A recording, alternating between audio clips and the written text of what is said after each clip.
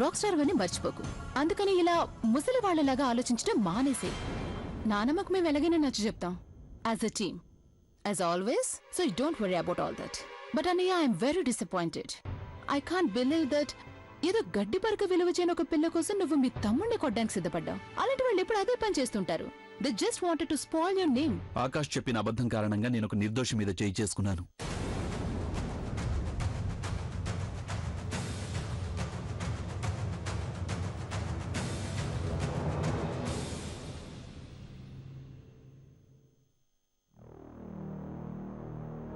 Don't worry, అన్నయ్య సంగతి నేను చూసుకుంటాను. ఆఫ్టర్ ఆల్ తన నాన్నమ్మని ఎంత ప్రేమిస్తాడో ఈ ఆలియాని కూడా అంతే ప్రేమిస్తాడు.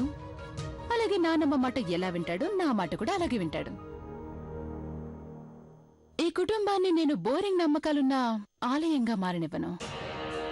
సారీ నానమ్మ, కానీ నీ పాతకాలపు ఆలోచన ప్రభావం నేను మా అన్నయ్య మీద పండివ్వను. Things are gonna change because I'm back. అంతా దేవుడి దయ. ఇవాళ నాకెంత సంతోషంగా ఉంది, నేనది మాటల్లో చెప్పలేను. తల్లి, నీ ధైర్యాన్ని సందేహించాను నేను, కానీ నువ్వు మాత్రం నీ ఓటమిని ఒప్పుకోలేదు. నీ వల్లే నిజం మొత్తం బయటపడింది. అది నా వల్ల కాదమ్మా, ఇదంతా ప్రజ్ఞావదన వల్లే సాధ్యమైంది. ఆవిడ గనక నాకు తోడుగా ఉండి ఉండకపోతే ఇదంతా కూడా ఖచ్చితంగా సాధ్యమయ్యేది కాదు. ఇవాళ ట్రైన్ అయితే వెళ్ళిపోయి ఉంటుంది. ఇక రేపటి ట్రైన్ కి టికెట్లు బుక్ చేయాలి. పోన్లే అన్నయ్య, మనం ఇవాళ ట్రైన్లో వెళ్ళకపోవడం మంచిదైంది. వెళ్ళుంటే నా మొహం నేనే చూసుకోలేకపోయేదాన్ని. ఇకిప్పుడు ఏ ఒక్కరూ నన్ను వేలెత్తి చూపించలేరు. అంతేకాకుండా నువ్విప్పుడు కూడా ట్రైన్ టికెట్లు బుక్ చేయాల్సిన అవసరం లేదు. ఏ ఇంకా ఏం పనింది? అరే, అసలు పని ఇంకా చేయలేదు.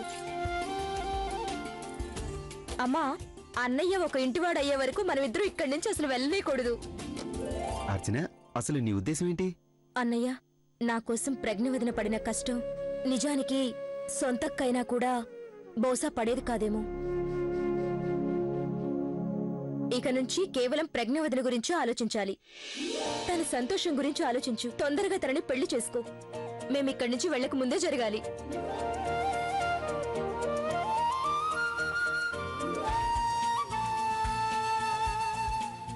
నువ్వు సరిగ్గానే అన్నావు అర్చన.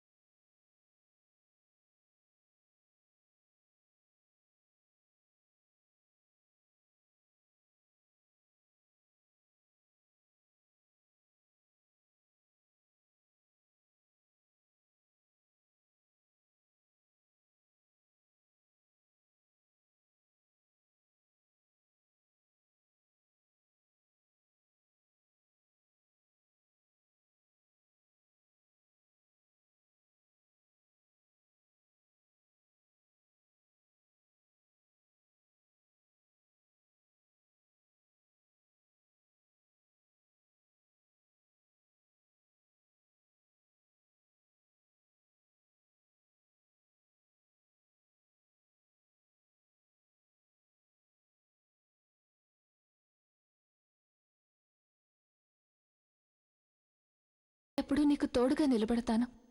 ఎందుకంటే ఇప్పటికీ నా జీవితంలో నువ్వే అందరికంటే ముఖ్యమైన వాడివి.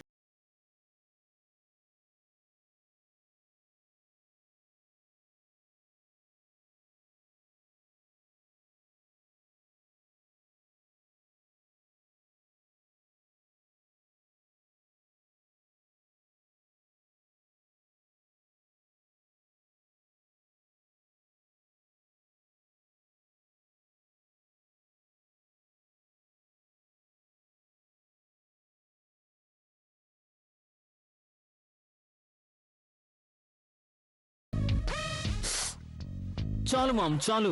ముందేమో దెబ్బలు కొట్టిస్తావు, ఇప్పుడు ఏదో పోసి బాధ మరింత పెంచేస్తావు. ఊరికే నాటకాలాడకు. అసలు నువ్వు నాకు థ్యాంక్స్ చెప్పాలి. థ్యాంక్స్ చెప్పాలా? ఎందుకు? థ్యాంక్స్ ఎందుకు చెప్పాలంటే నేను అభి ముందు నిన్ను కొట్టి ఉండకపోతే మనిద్దరం ఒకటే అన్న సంగతి అభికి తెలిసిపోయేది. దాంతో నాకు మరిన్ని కష్టాలొచ్చుండేవి. ఏదో దేవుడి దయవల్ల నా బుర్ర నిండా ఎన్నెన్నో తెలివితేటలున్నాయి. నిన్ను నమ్ముకుంటే నన్ను బయట గెండించేవాడివి.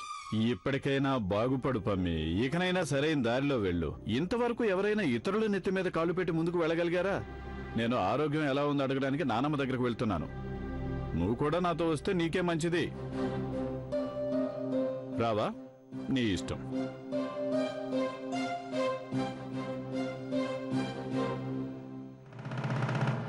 చూడు నాన్న, ఏదో నీ అదృష్టం బాగుండి ఆలియా అడ్డొచ్చి నిన్ను కాపాడింది. లేదంటే అభి చేతిలో నువ్వు చెప్పు దెబ్బలు తినేవాడివి. మామ్ ప్లీజ్ మామ్, నన్ను అలా భయపెట్టుకో. అయితే నేను చెప్పేదొకటి విను. ఈ గదిలోంచి నన్ను అడగకుండా నువ్వు బయటికి వెళ్ళకు. అసలు అభి దగ్గరకైతే వెళ్ళనే వెళ్ళకు, తెలిసిందా? ఒకవేళ వెళ్ళక తప్పదంటే ఆలియాని తీసుకుని వెళ్ళు. ఇప్పుడిక ఆలియానే గట్టిగా పట్టుకోవాలనుకుంటాను. ఎందుకంటే ఆలియా ఎలాంటిదంటే అభితో వాళ్ళ నాన్నమ్మతో ఏ పనైనా చేయించగలదు తను.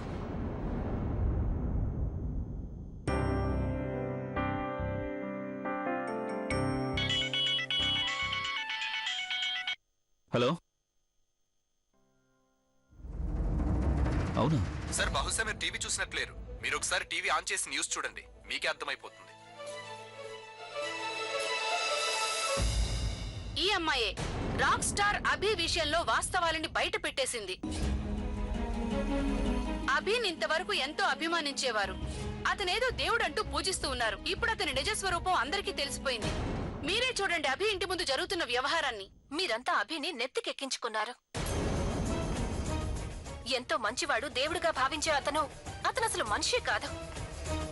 నిజాన్ని సమర్థించడానికి బదులు అతను నిజాన్ని కప్పిపుచ్చడానికి ప్రయత్నించాడు. రిపోర్ట్స్ మార్చేసి నకిలీ రిపోర్ట్స్ ని చేయించాడు. అలాంటి వ్యక్తిని మీరు రాక్ స్టార్ అని, ఐడల్ అని అంటున్నారు. అభి స్టైల్ ని చూసి మీరందరూ గుడ్డివాళ్లైపోయారు. మీరు గనక అభి అనే భ్రమ నుంచి బయటపడిపోతే అప్పుడు మీకు తెలుస్తుంది అతని పాటలు ఎంత నికృష్టంగా ఉంటాయో. ఎందుకలా నోటుకొచ్చినట్టు వాగుతోంది? హలో సార్, నేను మ్యాక్సీ మ్యూజిక్ కంపెనీ నుంచి మాట్లాడుతున్నాను. ఐఎమ్ సారీ సార్, మేము మీతో ఎలాంటి ఒప్పందం కుదుర్చుకోలేము.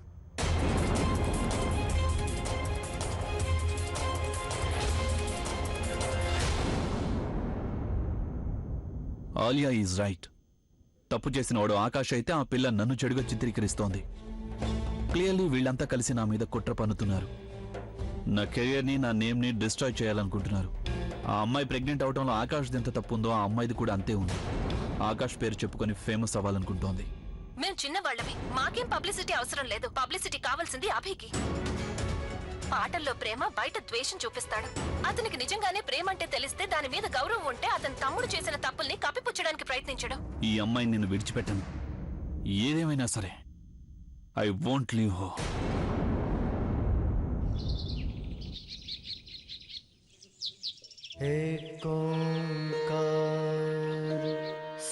గుడ్ మార్నింగ్ నానమ్మ. గుడ్ మార్నింగ్ బాబు. గుడ్ మార్నింగ్ నాన్న. అభికి టీ ఇచ్చేసావా? నానమ్మ ఇప్పుడే ఇచ్చాను.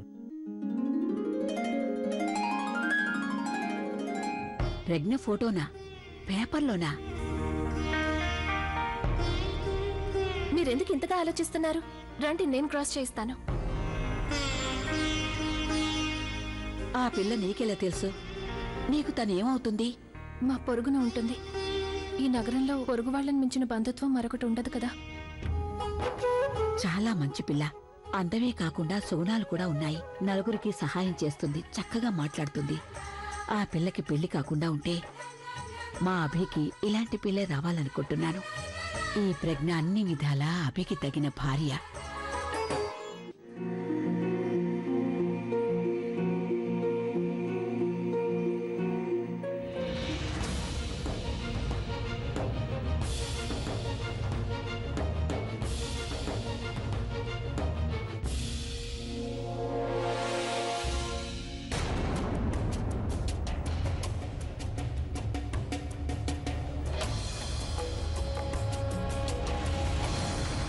నేనెవరో నీకిప్పుడు తెలిసేలా చేస్తాను.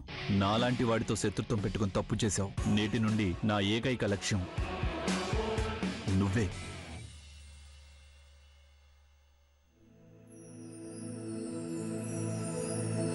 ఏమైంది ప్రజ్ఞ? అదేంటంటే నేను నీతో కొంచెం మాట్లాడాలి. నేను కూడా నీతో కొంచెం మాట్లాడాలి. సురేష్, అదేమిటంటే మనం ఇంతవరకు ఎవరికీ ఏమీ చెప్పలేదు. ఎందుకంటే ఇప్పటికే ఇంట్లో వాళ్ళందరూ చాలా టెన్షన్గా ఉన్నారు. పైగా నువ్వేగా అన్నావు మన ఇద్దరం కలిసే చెప్పాలని. కానీ ఇప్పుడేమో పరిస్థితులు ఒక కొలుక్కొచ్చాయి కాబట్టి మనం పెళ్లి చేసుకోలేమని అందరికీ నిజం చెప్పేస్తేనే మంచిదని నాకు అలా అనిపిస్తుంది. చెప్పాల్సిన అవసరం లేదు. ఎందుకంటే నేను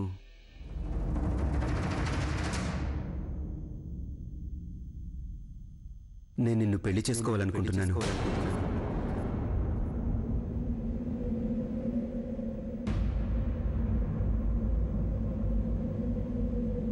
ఈ ప్రజ్ఞ అయితేనే అభిని అదుపులో ఉంచగలదు.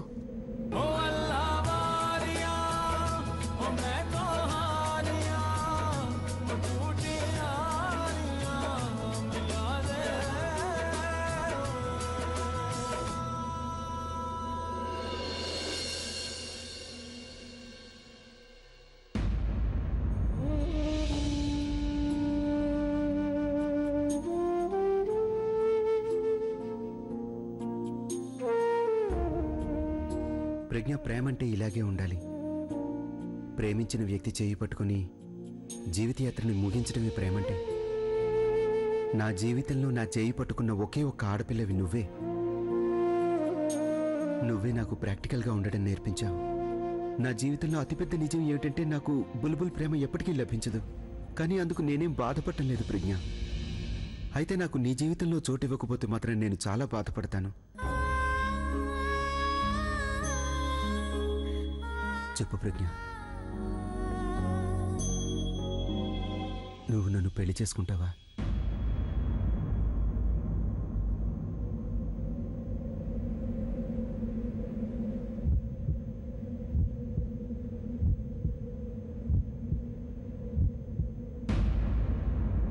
నీ మనసులో ఉన్న సందిగ్ధ పరిస్థితి నేను అర్థం చేసుకోగలను. కానీ నేను ఎంతో ఆలోచించిన తర్వాత ఈ నిర్ణయం తీసుకున్నాను ప్రజ్ఞ. ఇప్పుడు నేను కూడా నీలాగే ఆలోచించడం మొదలుపెట్టాను. పూర్తిగా ప్రాక్టికల్.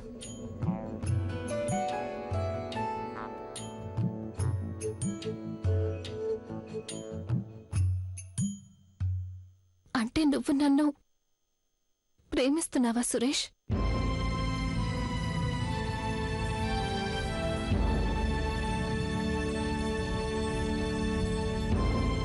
పొద్దున్న లేవగానే నా ముఖంలో ఒక చిరునవ్వు కనిపిస్తుంది.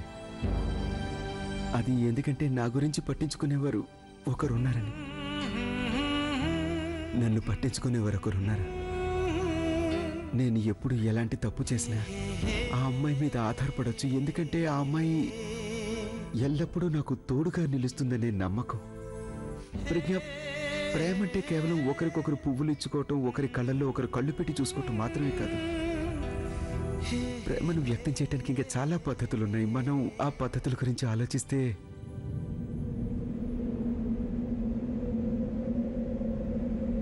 నిన్ను ప్రేమిస్తున్నాను. నేను నిన్ను ప్రేమిస్తున్నాను ఎందుకంటే ఇప్పుడు నువ్వు నాకు తోడుగా నిలబడుతున్నావు. నన్ను జాగ్రత్తగా చూసుకుంటావు, నా గురించి బెంగపడుతుంటావు. అన్నిటికంటే ముఖ్యంగా నన్ను నువ్వు అర్థం చేసుకుంటావు. నువ్వు నా గురించి ఎలా అనుకుంటున్నావో అలాంటి ఆలోచనలు నీ పట్ల నాకున్నాయి. నీకు గుర్తుందో లేదో కానీ ఒకసారి నువ్వే చెప్పావు, ప్రేమంటే అర్థం ఒకరినొకరు తదేకంగా చూసుకోవటం కాదు, ప్రేమంటే ఒకరికొకరు తోడుగా ఉంటూ ఒకే రకమైన ఆలోచనలు కలిగి ఉండటం అని. మరి ప్రజ్ఞ, మన ఇద్దరి ఆలోచనలు ఒకే రకంగా ఉంటాయి కదా. నాకు తెలుసు ఈ విషయంలో నిర్ణయం తీసుకోవటం నీకు చాలా కష్టమైన పని. ఎందుకంటే ఇంతకు ముందే నేను నీ మనసును కష్టపెట్టాను. నువ్వు వెంటనే ఒప్పుకోవాలని కూడా నేను అంటలేదు. లేదు, నీకెంత వ్యవధి కావాలంటే అంత తీసుకో. నేను నా జీవితాంతా నీకోసం వెయిట్ చేస్తుంటాను. కానీ ఒకే ఒక విజ్ఞప్తి, దయచేసి నువ్వు దీని గురించి ఆలోచించు. మనస్ఫూర్తిగా కోరుతున్నాను, నువ్వు ఒప్పుకోవాలని.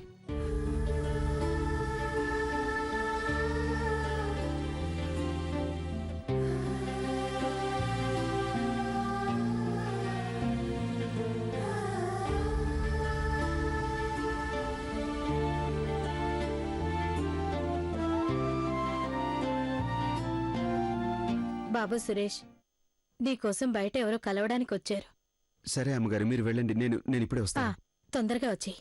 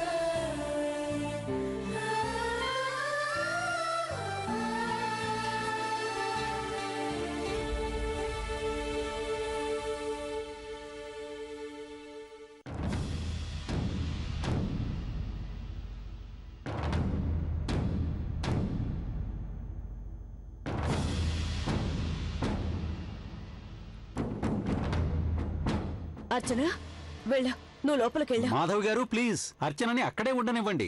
చూడండి, నేను అర్చన విషయంలో నోటికొచ్చినట్టు మాట్లాడితే మాత్రం ఊరుకోను, తెలిసిందా? ఎవరు అర్చన గురించి తప్పుగా మాట్లాడరు. ఎవరైనా తప్పుగా గానీ మాట్లాడితే నేనే వాళ్ళ నోరు నొక్కేస్తాను. మేమందరం ఇక్కడికి నిన్ను క్షమాపణ అడగడానికి వచ్చాం. మేమంతా ఏదో తెలియక మీ పట్ల చాలా తప్పుగా ప్రవర్తించాం. అర్చనాని ఏదేదో ఆడిపోసుకున్నాం. నిజానికి తప్పు మాదే, అది మేము అర్థం చేసుకోలేకపోయాం. నిన్న ప్రజ్ఞ టీవీలో నిజం చెప్తుంటే విన్నాం. మేమంతా అర్చనదే తప్పనుకున్నాం. కానీ ప్రజ్ఞ ఒక్కతే మీకు తోడుగా నిలబడింది. మేం మా పొరపాటును ఒప్పుకుంటున్నాం. ప్రజ్ఞ అన్నది నిజం. మేమందరం తప్పు చేశాం. కానీ ఇకపై వాళ్ళ అర్చన విషయంలో ఎలాంటి తప్పు తలపెట్టినా మేము ఊరుకోం. ఆ విషయంలో మేమందరం మీకు తోడుగా నిలుస్తాం. సురేష్ బాబు, అందరికంటే నీ పట్ల నేనే తప్పుగా ప్రవర్తించాను. నువ్వు కంప్లైంట్ చేసినప్పుడల్లా మేము ఎగతాళి చేసేవాళ్ళం. కానీ ప్రజ్ఞ నీ విషయంలో చెప్పిందంతా నిజమేనని ఒప్పుకుంటున్నాం. మేమెప్పుడు నువ్వు కంప్లైంట్ చేస్తున్న సంగతే గమనించాం. కానీ అది నువ్వు మా మంచి కోసమే చేస్తున్నావని గుర్తించలేకపోయాం. మన వీధిలో కరెంటు పోదు, ఎందుకంటే నువ్వు కంప్లైంట్ చేస్తావేమోనని కార్పొరేషన్ వాళ్ళకి భయం. నీళ్లు కూడా టైంకి వస్తాయి, ఎందుకంటే నువ్వు కంప్లైంట్ చేస్తావు కదా. పైపులన్నీ శుభ్రంగా ఉంచమని. సురేష్ బాబు, మమ్మల్ని క్షమించు. మేము ఇలాంటి తప్పు ఇంకెప్పుడు చేయం బాబు. అవును, క్షమించు బాబు.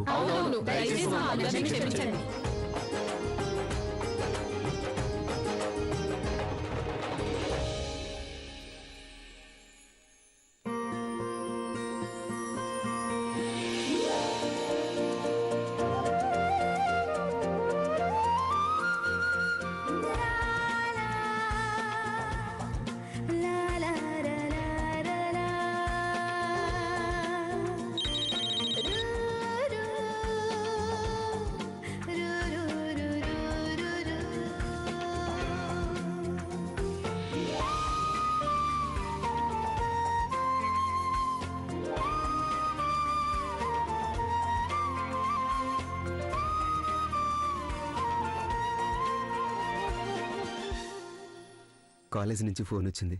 వాళ్ళు మనల్ని క్షమాపణ కోరారు, అలాగే మళ్ళీ జాయిన్ అవ్వమని అడిగారు. అవునా?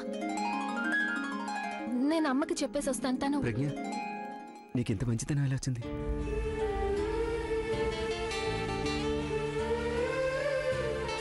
నేనేమో నీ మనసు కష్టపెట్టాను, కానీ నువ్వు నా సంతోషం కోసం ఎన్నెన్నో చేశావు. ఇప్పుడు నిన్ను సంతోషంగా ఉంచే వంతు నాది. నేను నీకోసం ఏదైనా చేయాలనుకుంటున్నాను.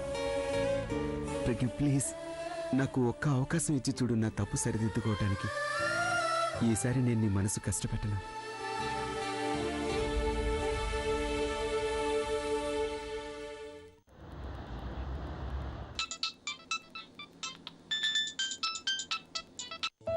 చెప్పక, నీకొక గుడ్ న్యూస్. ఏంటో చెప్పు. అది నువ్వన్నావు కదా, నాకు ఉద్యోగం లేకపోతే పిల్లలకి చెప్పాల్సిన లెక్చర్ని నీకు చెప్తాను అని.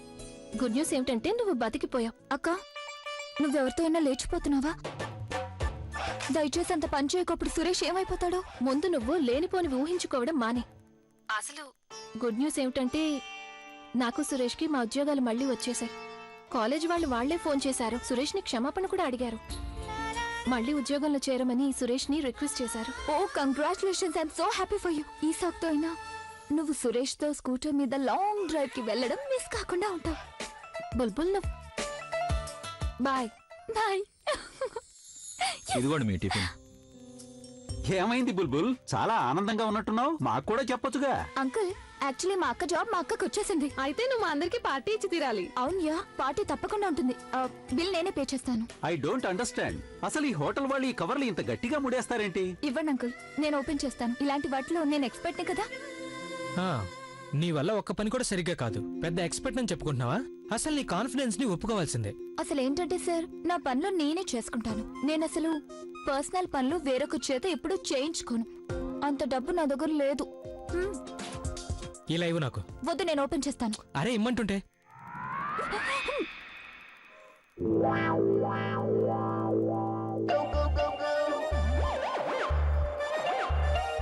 Shit shit, I'm sorry, just this is an accident. నేను గట్టిగా నొక్కలేదు. పైగా నువ్వే చూడు ఈ కవర్ ఎంత పల్చగా ఉందో.